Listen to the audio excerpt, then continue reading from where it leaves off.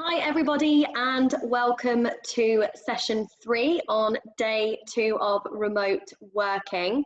If you've just joined us, you're at Remote Working APAC 2020 and I'm welcoming everyone to our third and final presentation today. And it's called Be Remotely Human, Maintaining a Human Touch in a Remote Working Environment. Our speaker for this live presentation is Dr. Bonnie Cheuk, Business and Digital Transformation Leader at AstraZeneca. It's a pleasure for Bonnie to be with us today. So Bonnie, the floor is all yours. Great. Good morning, everyone. It's really nice to see all of you here. So I'm going to start my presentation and I'm going to invite you all to come on a journey with me together.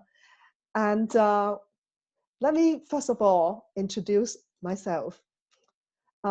I would describe myself as a digital transformation leader with a human touch, and so it really connect with the topic we're talking about today. I've been in digital transformation, particularly using digital to connect, communicate, and collaborate, whether internally or externally with customers, and I've worked in multiple industries.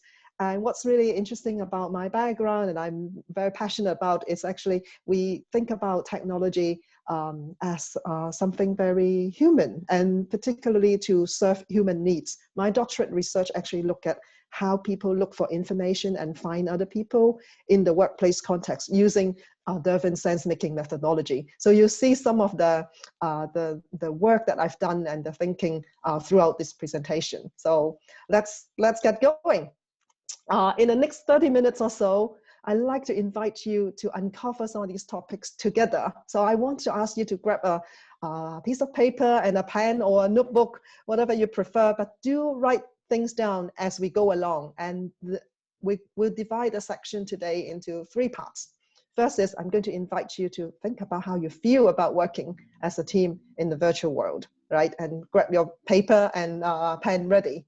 Then I will introduce you to some of the options, some of the things that you may want to consider as you embrace being remotely human when you work as a virtual team. And finally, I'd like you to reflect on the ideas that have been discussed, things that you've jotted down on your piece of paper, and fill the shopping cart at the end with the ways of working that you really want. So, and you can find out more of my work on my blog, and you can see it on the online here. So let's get going, shall we?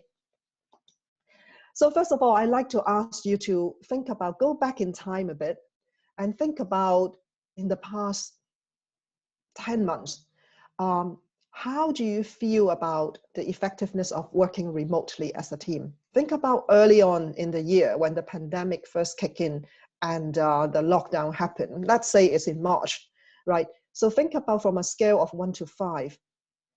Has the team working remotely been effective? What would be your score in March, 1 to 5? Write it down. What about fast forward a little bit, 2 or 3 months later in June? How's the effectiveness of working remotely as a team? Has the figure gone up or down? And what about this month? Thinking about your experience, has your team been more effective now working remotely as a team? All right, love to see the figures. So jot it down. We'll have a discussion in a bit. Next question I have for you, just reflecting on your experience, what have been most helpful and unhelpful when you collaborate as a team virtually? Just jot down very quickly, what are the top 3 things that it has been most helpful ever since you moved into this online working environment? And what are the top 3 struggles? So let me share with you a little bit about from where I sit. I'm sitting in central Cambridge in the UK. And it has been a roller coaster ride for a lot of colleagues. And from my experience, we have been through three phases. So in March, when the lockdown first kicked in, our colleagues were all asking, what tools do I use? Do I use Zoom? Do I use MS Team? Do I use, what platform should we even start using? So those are basic questions. And then they start asking basic things like, how do I mute, unmute? How do I turn on my camera? So all good, getting the foundation right. Then moving on to June, the colleagues start to ask about a bit more advanced, still relating to the tools. What advanced features can I use? How do I use the online chat? What about the whiteboard? Or can I change my background? And so a little bit more sophisticated, still very much tools focused. And then soon we get to the point, I would say, after June, and obviously very recently, now that move forward to October, I hear more and more people actually are no longer talking about the tools, or they're actually asking questions about how can we be remotely human? How can we be more effective? How do we take care of one another? How do we really use online tools, not just use the tools, but actually to bring out the best of the human beings in the meeting. So I think one very nice quote that I get from my colleague is like, just turn up the volume on how often your team use the existing meeting and collaboration tools is not enough to work better together in a distributed way. So we need to push the boundary. We need to do more. So the scores has been, quite low at the beginning. A lot of people kind of in the middle of the year get higher, but if you ask them, have they moved from the higher level to radically much better team performance? I think that's the gap there. I think a lot of people just manage to use the tools, and then they're starting to wonder, how do I truly build team effectiveness in a very remote working environment? And think about, how do you get work done today? I would assume you're either having lots of online calls, or if you're going into the office, you're having the physical distancing. Take a look at the screen on the left-hand side. What do you notice when you see this kind of screens day in and day out, every hour, every minute? You probably don't even notice. I've actually put two screens on one, and you see my face appearing twice. So it's like we get used to this kind of screen, and they just become like a piece of furniture. Do we look closer enough? Do we really understand one another and connect with one another well? I think we need to challenge ourselves. Key points I've been sharing with my colleagues and sharing with all of you here. Remember, we're talking about physical distancing. It's not social distancing. I know the term has been used, social distancing, but socially, we're social beings, and we like to connect with one another. It's just physically we are apart. And therefore, working remotely as a virtual team actually requires us to be even more human when all we can see is just this tiny, screen in front of you. And from my experience, I mentioned that I did my doctorate research looking at human information-seeking behavior and in the workplace context, and I used Dervin's sense-making methodology. So let's think about, what do we mean by let's be more human in this very virtual world? So let me introduce you to Mr. Squiggly on the left-hand side. Mr. Squiggly is you and me and all of us. Look around us, right? We all have dreams, muddles, our needs, our obligations, our struggles. That's a holistic experience that we have. It's not just the tiny little face that you can see on the screen. And how do we experience the world around us? How do we actually connect with other people? And it's not just giving them lots of facts and analytics, right? So that's the head, but we also use our heart. We feel, we have emotions, we use our hands, we try things out, we do things, and we bring with us our habit, things that we prefer, things that we like, and we make assumptions because of the habit. And we also work in an environment that has its own power structure, which is the hegemony, right? So we need to be mindful that is the holistic experience, that we are connecting with one another. And also the habitus is like we all have our work context. So we come in with our context, with our assumptions, with the power structure, and that is the holistic human beings we are talking about, and that we need to engage with virtually. Think about how challenging it is. So just use this as a metaphor, and think about Mr. Squiggly, like you and me. We need to get our work done. We typically keep moving along and quite, happy getting on with our work. But from time to time, we see gaps, right? We may have questions, we might have concerns, and we, as a team, right, you work with one another and you want to support one another to actually fill the gap so that you can build the bridge and then keep moving, right? So in order to give Mr. Squiggly or one another our support, what we need to understand what Mr. Squiggly actually needs. And how do we understand what he needs? Actually, human beings are quite sophisticated. And that's where we need to be really, really mindful, particularly in an online world. But this is as applicable to a face-to-face environment. To understand Mr. Squiggly's need is not just the little face that you see on the screen. Mr. Squiggly comes to, when he sees a gap, he might have questions, muddles, confusion, and all these questions and muddles actually is based on the situation that he is seeing, right? And he brings with him the assumptions, the past experience.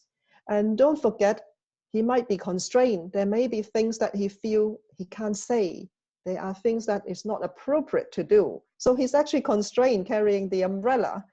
And at the same time, he may have his wish and the outcomes and goals that he wants to achieve, right? So it's actually quite complex and quite sophisticated when you think about what does the person actually need and how can we actually work best together.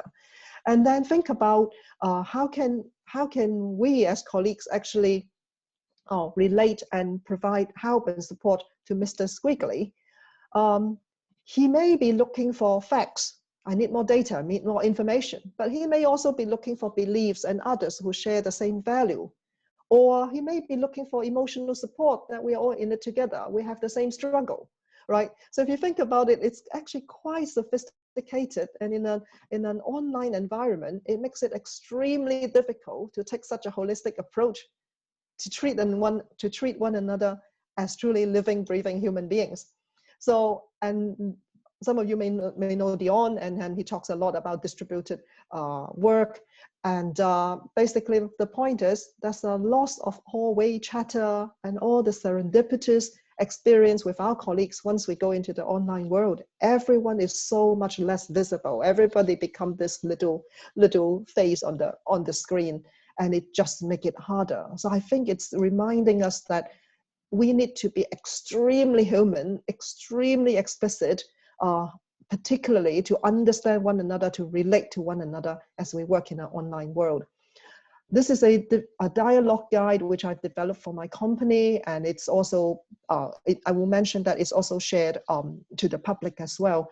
It's just some discipline, I call them microstructure, that you need to think, pay attention to if you really want to deeply understand and relate to one another. So these are some of the questions we always use to get people to think about, to talk about, to share their personal experience, but also as you relate to one another, we like people in groups to actually share their response to some of these questions, like what leads you here, what's helping you, what's not helping you, what are the struggles you have, are there forces that constrain you to speak up, for example, and if you have a magic wand, what would you like to happen? So these are questions, they may seem very trivial, but if you build it in to your discussion, to your online session, it will actually make a lot of difference. I'll go a little bit more into that.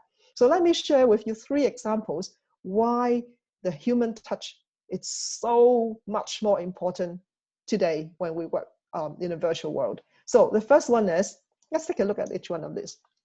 Think about face-to-face meetings, right? You used to have face-to-face meetings, you have the agenda, objectives, risk and issues all brought up on the table, and a lot of content is being presented, and it's very efficient, right? And we get used to it. And you would also argue that maybe we've already lost a bit of human touch before we even get into the pandemic, situation that we need to work in such a remote way. But anyway, even in the face-to-face setting, we are very adaptive, right? So we get used to some of this, lots of information being shared. And how do we compensate for that loss of human touch? We have coffee. We bring our, a hot cup of coffee or tea, and then we mingle with our colleagues. We have chat, before, after meetings, and even during meetings, you might roll your eyes, you might have sent signals to one another. And all this, what happened? Nowadays, it's like it's all lost in the screen of a sea of faces, right? So we need to compensate for that loss of human touch.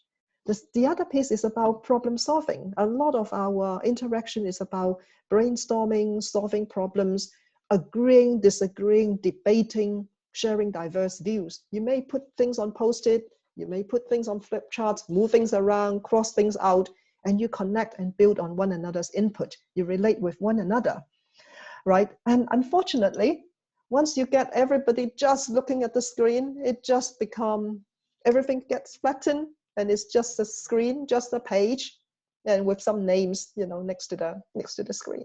Again, you lose a lot of the human touch. And what's even worse, because that human interaction is not, the same type of interaction is not possible, it actually takes a bit more time for people to have those interactions. You can't just have a word at the corridor and sort things out. So as a result, a lot of times when we do this kind of brainstorming sessions online, we run out of time, the meeting goes on for too long, some people dominate, and there's no time for everyone to speak. And sometimes you don't even have a conclusion. And then the worst thing is, oh, sorry, I have to drop off. I just feel that in a physical world, if you drop off, you fall down, it's actually very painful. But we always hear people saying that, oh, I need to drop off in an online environment. So think about it. It's not very human experience. And the last example I want to share with you is like in the office environment, you have a variety of things that you need to do to get work done. You may have a team meeting. Other times you walk to your colleague's desk to ask a question, to have a discussion, or you go to the coffee machine to have a little break, and or you may organize an external lunch meeting. Other times you set aside, you sit there, and then you have time to think and do some analytical work or some creative work, right? So it's actually full of variety in a physical space. And then once you move yourself into this totally virtual environment, what happened? This is what my colleagues are telling me, but I think it's also happening across the industry as well. You basically fill with back-to-back meetings. People are really, they're saying that don't have time to, or don't feel like they have the time to leave the desk, even go to the bathroom, or even have a cup of tea or coffee. So basically your whole day is filled with meetings. So think about the loss of human touch here. It's like everything becomes online meetings one after another, and we actually lose a lot of our human experience.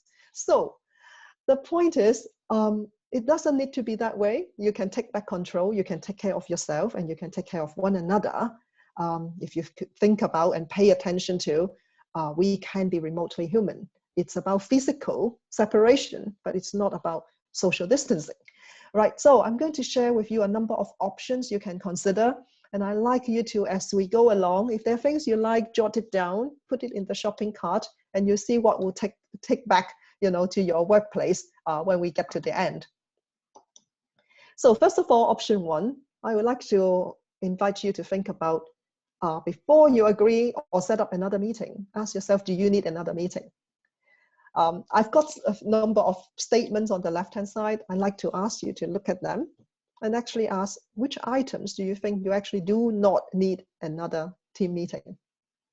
Have a look. And while you're doing that, this is a calculator from Harvard Business Review. You can actually see meetings are actually quite expensive. Put 10 people in a room for an hour, even virtual room, it costs $630 US. And the point is, if we bring people together, let's make sure that everybody needs to participate and everybody needs to be involved. Otherwise, what's the point of doing it together? And don't forget, some of the online tools that we have today can allow you to do asynchronous communication.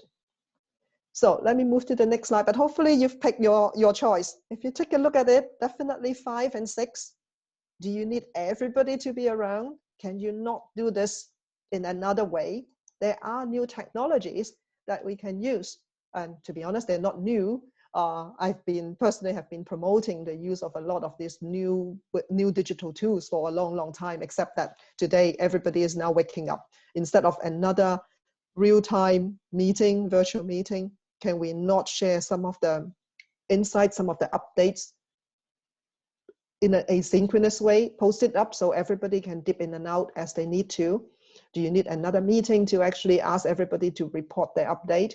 Maybe you can use a planner. You can use the better ways to organize tasks. I won't go into the detail, but I think I hope I give you some inspiration that not everything needs to be done in the same way that you're familiar with. Not just emails, not just calls, real-time calls, not just sending documents around. There are new digital tools which give you the capability to do a range of tasks in an asynchronous way. And it's not just Microsoft either. I know there are colleagues from Microsoft in the meeting, but there are lots of online digital tools which colleagues can use. So another inspiration for you is think about, challenge your meeting status quo. Take a look at your diary. Is this back-to-back meeting all day? Can you have a bit of variation? And what I mean by variation is, instead of another face-to-face online call, can it be a one-on-one phone call as you walk, have a walk after lunch, right? You're still having meeting, but you give yourself some variety. Other things I would recommend is, like, what about giving yourself even time, 5 minutes of time at the end of the day to do a bit of reflection, right? What's gone well? What have I done? What's meaningful? Are you observing things? You may feel like, okay, is this productive? Are we slowing down if we do all this? Adding the variety, adding in time to think. But to be honest, I think you can go slower, and that will help you to move faster, right? You give yourself the variety, but you also take care of yourself. It's your well-being, and also you take care of one another. So have a think. Do you need to squash another meeting in back to back, or can you put in some variety in your day? The other option you can consider is to really be very explicit about having meeting roles in your virtual meeting. And this is something that our company is actually rolling out. We encourage any meetings more than 5 people. Have someone to be appointed to be the engager, vocalizer, navigator, challenger, and contributor. And by doing that, you actually take people out of their natural self, and then remind one another that there are different voices, there are different things, different perspectives that can be put on the table. So engager is the one, like a facilitator, encouraging everyone to participate. You can have vocalizer, which you actually ask the person, and designate someone to say, you are the one to be there to say what people think, maybe thinking, but worry to raise, right? So you can speak up. And navigator is like when things go off track and people go on and the agenda is not being followed, somebody say, pause, let's come back on track. And you also need challenger to actually offer constructive criticism. Have you considered this? I don't think this will work. What about, have we considered other alternatives? And of course, if your meeting actually goes well in your virtual meeting, everybody should be an active contributor, should be an active participant. It's not just 1 or 2 very vocal colleagues. Have a think, for yourself. What is your natural self? Are you the one who dominate, who always challenge? Or are you the one, who might be quiet and not contributing enough? So think about how you can assign people to these different roles. And as a result, you bring up the diverse voice within the group and get contribution for everyone. Another option for you to consider is truly think about how you have great online meetings. And all meetings, think about it like a story. You have a nice starting, entrance, middle, and an end. And sometimes we forget, right? We all just start the meeting, and then you see the sea of faces, and then you get going, and then at the end, and people say, I need to drop off. So how do we avoid that? Can we do it in a much more human way? So let me take you through the start, middle, and end, and see what you think, right? When you invite people to come into an online space, think about, if you're in a physical space, people have time to walk into the room.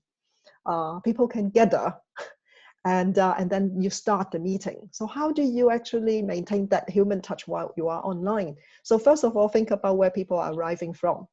And of course, set up your stage meaning that making sure that you've got good lighting, you've got good audio, you make sure that the interaction throughout the session will be good. That's important to set the stage.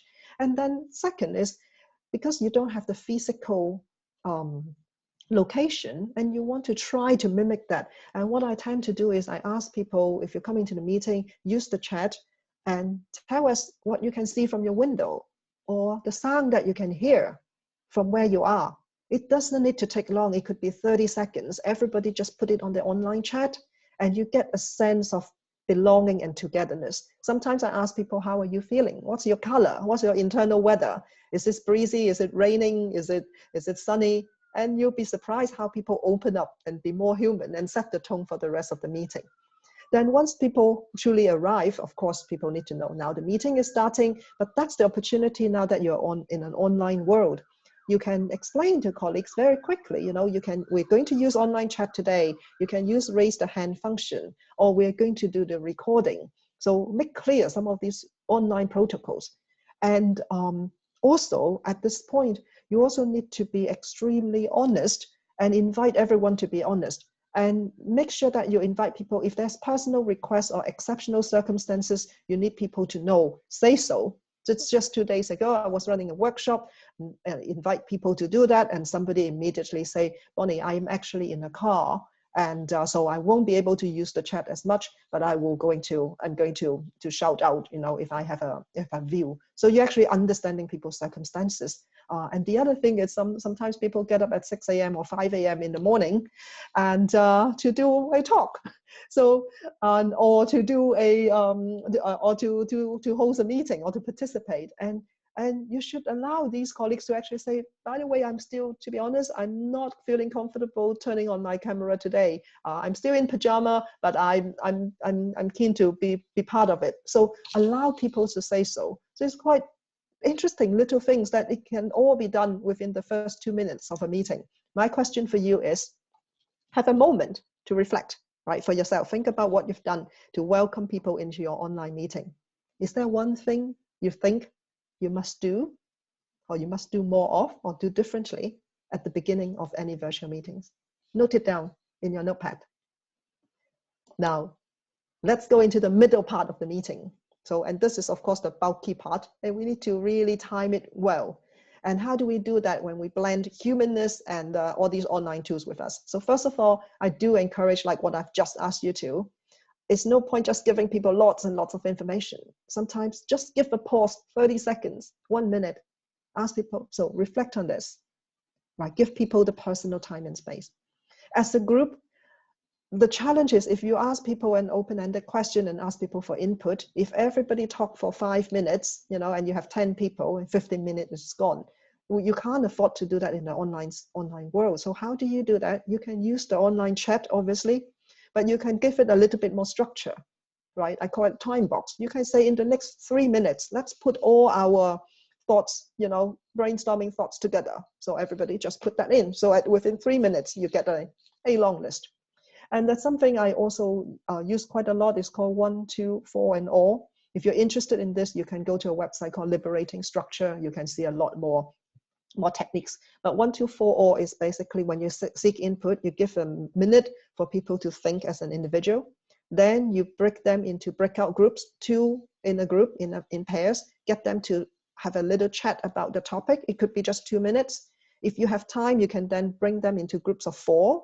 If not, then you bring them to the whole group, and then you share what you have discussed. So this actually is giving people time to reflect, time to make sense of it together, which go to my second point here. It's like when you are in a meeting, particularly doing brainstorming, problem solving, don't fill your whole meeting slot with slides and with lots of facts and detail.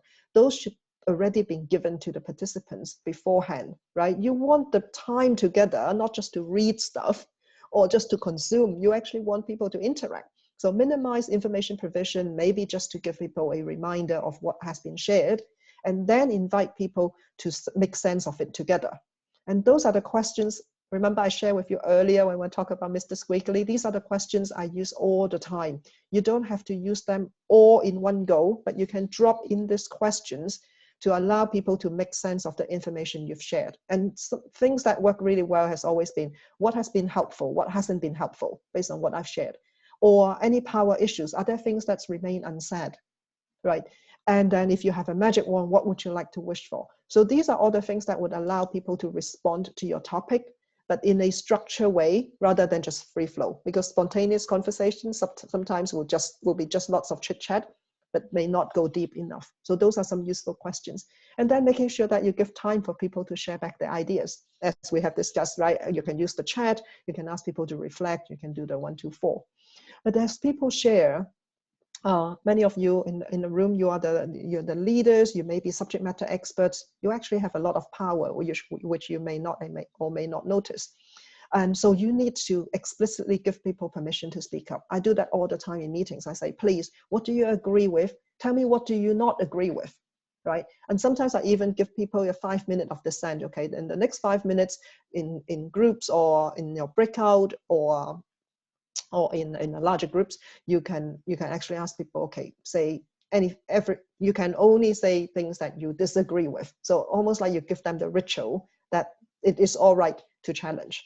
And then there are other techniques like ASMO is like enough said, move on. So somebody can hold a card and say, let's move on, we're digressing.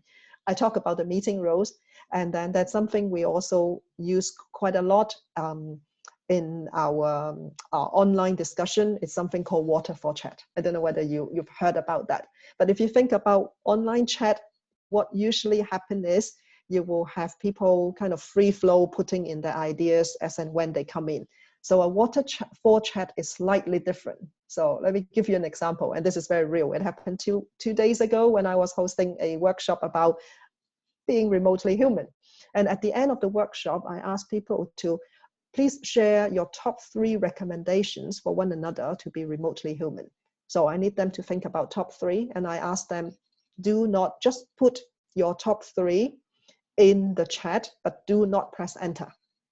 Right, and you can see some of the examples here. I've hidden the names just to respect people's privacy, but you can see that's how people have put in 1, 2, 3. What do I want to do? And then the reason why I asked them to do that, to not to press enter, is because we want everybody to have time to think, to put it there, and not to be influenced by others, what they have said, and then build on. It's almost like each one of you actually have your space, and when you press send, suddenly you have a chain of chat and recommendations there. So that's why it feels like a waterfall, and suddenly it's a rush of comments and recommendations. But that's something you can consider, particularly if you want to avoid groupthink, if you need to address power issue, because sometimes if a leader actually start sharing the recommendation, everyone else would just say, oh yes. Right, but you want to bring out the best of everyone. So again, it's about being mindful of one another and to be human. Right, so let's come back to the end of the meeting then. So as we come to the end of the meeting, there are things you need to consider. Ideally, because in the physical space, we have time to move from one room to another, you've actually got transition space. But here you don't. Right, so therefore you drop off one and go to another. That's why we're all feeling quite crazy. So ideally, give people 5 minutes back, right, so that they've got the transition time. Say proper goodbye. And I always say to the colleagues, it's very painful to say I'm dropping off from the meeting. It is really painful to fall down. So why don't we not avoid doing that? So take care of one another, take care of yourself, right? So don't feel that you're rushing from one to another. And like any good meetings, whether face-to-face or online, you need to have good closure, right? Clear next steps and actions. But in a virtual online world, you want to make sure that people can quickly, immediately access the materials that they need. And for people who missed the meeting, the transparency is there. And I talked about that earlier, asynchronous communications. It's always good between meetings. Not everything needs to be done with everyone around the virtual table online.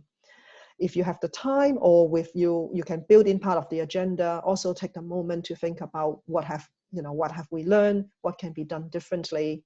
And then also it's nice to end with giving thanks and recognition for one another. So all this, it feels very, very little, but it actually adds human touch.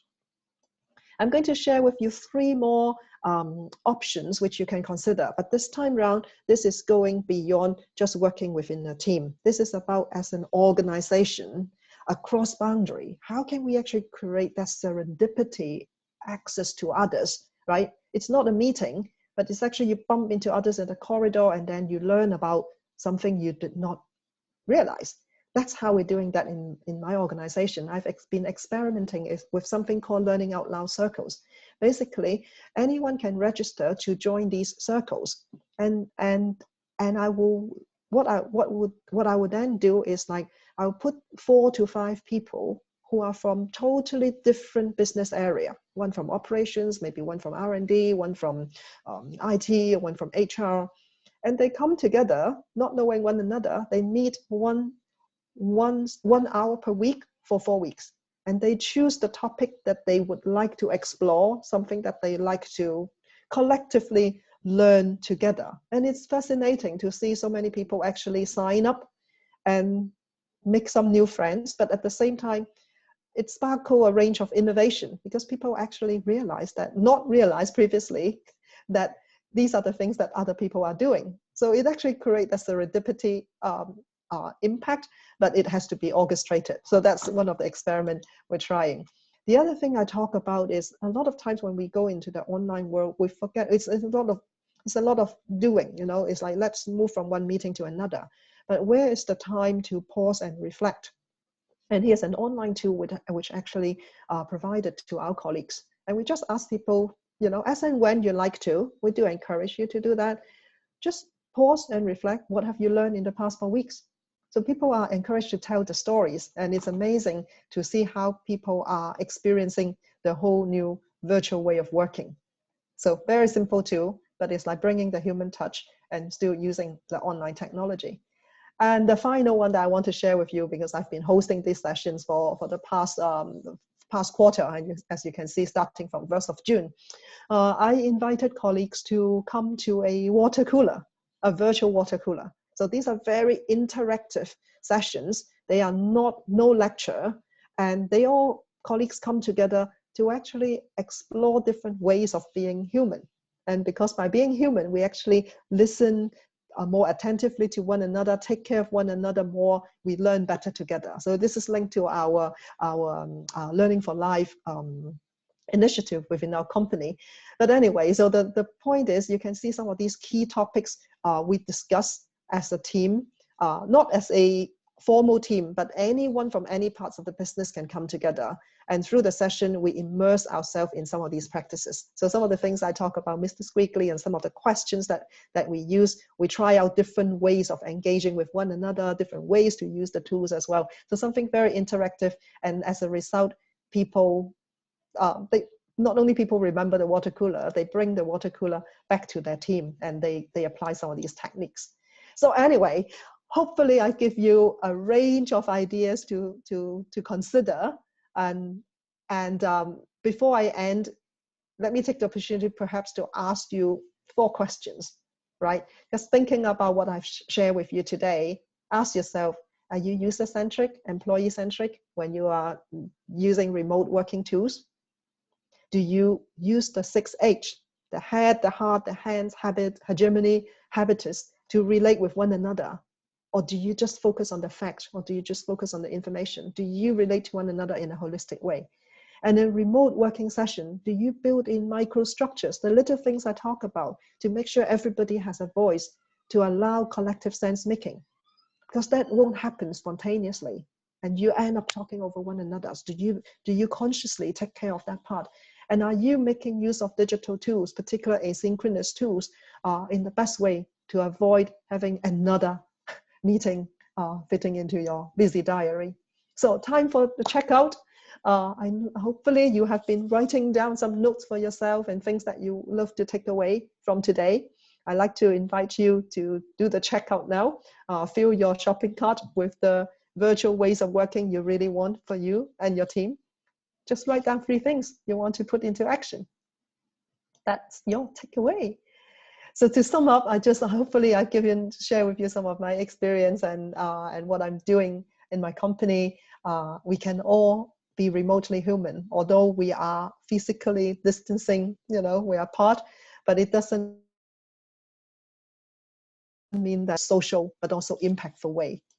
For those of you who really love to dive deeper into this topic, my company, if you go to AstraZeneca.com, the website, we've made 2 toolkits freely available to everyone in the world. And there is a section in these toolkits about virtual collaboration. And you see some of my materials, some of the detailed handouts. You can take a look at them if you're interested. And feel free to connect with me on LinkedIn. I've got my blog. You can see it here on sense-making.org. / Bonnie Cheuk. You can connect with me as well. And I always give credit to my mentor, Dr. Brenda Dervin. She's been my doctorate research mentor, but also have been informing my thinking for the many years in the industry. So at this point, I'm drawing it to a close and welcome any questions and comments.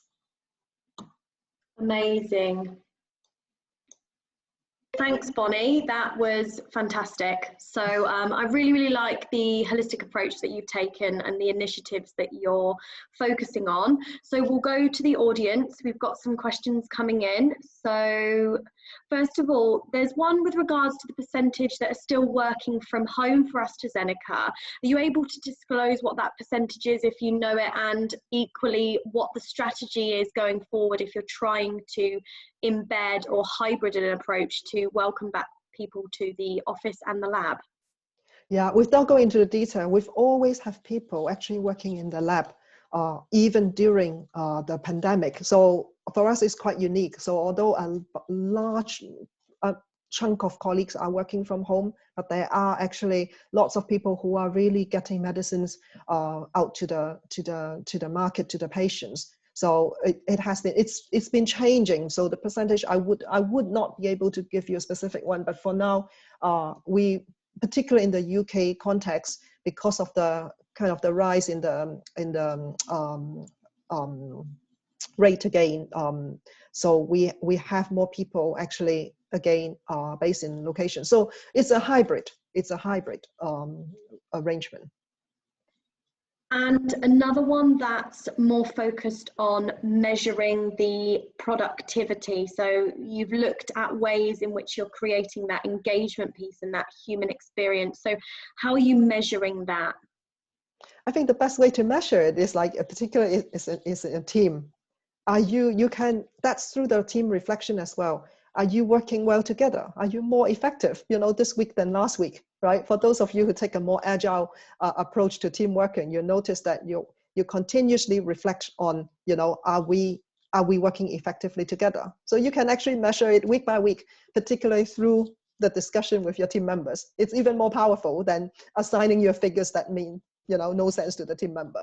So ask the team and they will be able to tell you whether it's good or bad. And even if it's bad, it's okay. You learn from it. You ask the question, what can you do differently? Can we do it better next week? Sure. Okay, well, I think that's a wrap, Bonnie. I know we've run out of time, but thank you very much for your time. I really appreciate it. And for our audience, that's it for this year's event. So thank you to our entire speaking faculty. And I'd also like to give thanks to our sponsors, Avaya and LogMeIn. On behalf of the events team, thank you for attending Remote Working APAC 2020. You will receive recordings of all the presentations from the event in the coming days, so keep your eyes peeled on your emails. So thanks everyone and stay safe.